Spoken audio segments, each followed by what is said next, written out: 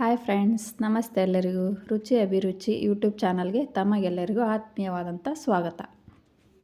ನಾನಿವತ್ತು ನಿಮಗೆ ಸಿಂಪಲ್ ಆಗಿರೋ ಒಂದು ರೆಸಿಪಿನ ಹೇಳ್ಕೊಡಲು ಇಷ್ಟಪಡ್ತೀನಿ.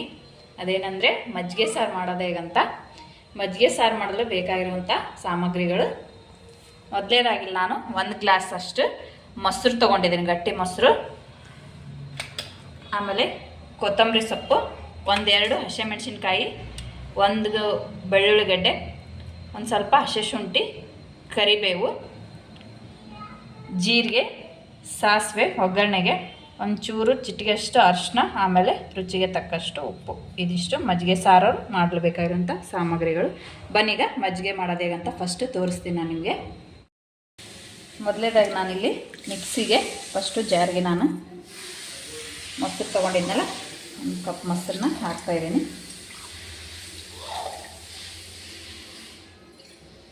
1 ಕಪ್ ಮೊಸರಿಗೆ 1 ಕಪ್ಪು ನೀರು ಹಾಕ್ತಾಯಿದ್ದೀನಿ. ಆಮೇಲೆ ಇದಕ್ಕೆ ಒಂದು ಸ್ವಲ್ಪ ಜೀರಿಗೆ,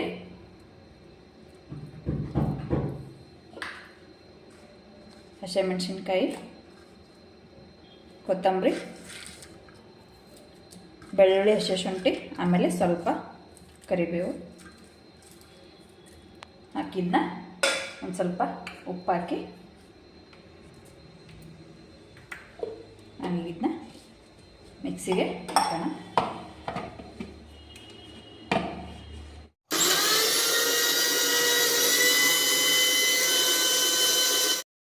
ನೋಡಿ, ಈಗ ಮಜ್ಜಿಗೆ ನಾನು ರೆಡಿ ಆಯಿತು. 1-2 ರೌಂಡ್ ಮುಗಿಸಿದ ಮೇಲೆ ನೋಡಿ ಈ ಥರ ಬಂದಿದೆ.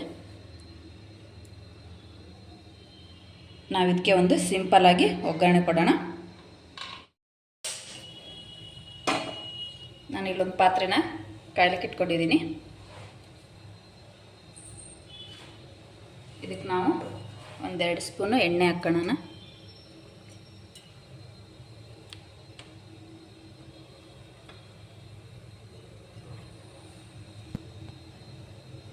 ಎಣ್ಣೆ ಕಾದ್ಮೇಲೆ ಇದಕ್ಕೆ ಒಂದು ಸ್ವಲ್ಪ ಸಾಸಿವೆ ಜೀರಿಗೆ ಹಾಕಿ, ಸಾಸಿವೆ ಜೀರಿಗೆ ಸಿಡಿದ ಮೇಲೆ ಅದಕ್ಕೆ ಕರಿಬೇವು,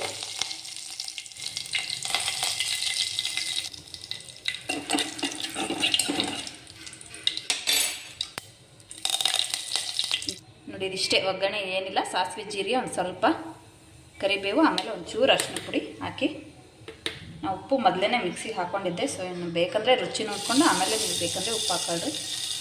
ಇಷ್ಟೇ, ಅದು ಈಸಿಯಾಗಿ ಮಾಡ್ಕೋಬೋದು. ಎಲ್ಲ ಥರ ಸಾಂಬಾರು ತಿಂದಿರ್ತೀರ, ಇದು ಮಜ್ಜಿಗೆ ಸಾರು ಒಂದು ಸತಿ ಟ್ರೈ ಮಾಡಿ ನೋಡಿ, ಚೆನ್ನಾಗಿರುತ್ತೆ. ಇದು ಒಗ್ಗರಣೆ ಒಂದು ಸ್ವಲ್ಪ ಆರಾದಮೇಲೆ ನಾವು ಮಜ್ಜಿಗೆ ಇದಕ್ಕೆ ಹಾಕೋಣ. ಇದು ಒಂದು 5 ನಿಮಿಷ ಇದನ್ನ ಆರಕ್ಕೆ ಬಿಡೋಣ. ನೋಡಿ, ಈಗ ಇದು ಒಗ್ಗರಣೆ ತಣ್ಣಗಾಗಿದೆ. ನಾನಿಲ್ಲಿ ಇದಕ್ಕೀಗ ಈ ಮಸಾಲೆ ಮಜ್ಜಿಗೆ ರುಬ್ಬಿಟ್ಕೊಂಡಿದ್ನಲ್ಲ ಅದನ್ನ ಮಿಕ್ಸ್ ಮಾಡ್ತಾಯಿದ್ದೀನಿ. ನೋಡಿ, ಸಿಂಪಲ್ಲಾಗಿರೋ ರುಚಿಕರವಾದಂಥ ಮಜ್ಜಿಗೆ ಸಾಂಬಾರು ರೆಡಿ ಆಯಿತು.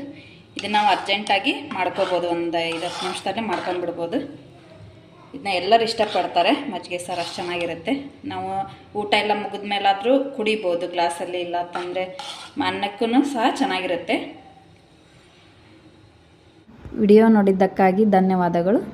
ಈ ವಿಡಿಯೋ ಇಷ್ಟವಾದಲ್ಲಿ ಲೈಕ್ ಮಾಡಿ, ಶೇರ್ ಮಾಡಿ, ಸಬ್ಸ್ಕ್ರೈಬ್ ಮಾಡಿ. Thank you.